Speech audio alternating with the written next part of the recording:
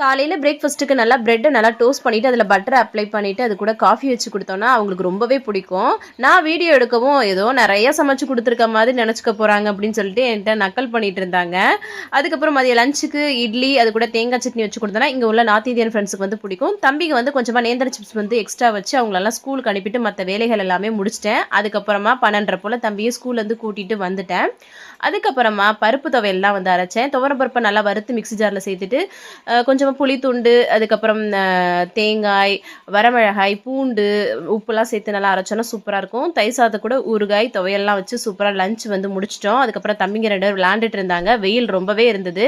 மாம்பழம் இருந்தது, அது கொஞ்சம் புளிப்பாக இருந்தது. அது கூட நாட்டு சர்க்கரை பால்லாம் சேர்த்து மில்க் ஷேக் மாதிரி பண்ணி கொடுத்தேன். சூப்பராக சாப்பிட்டாங்க.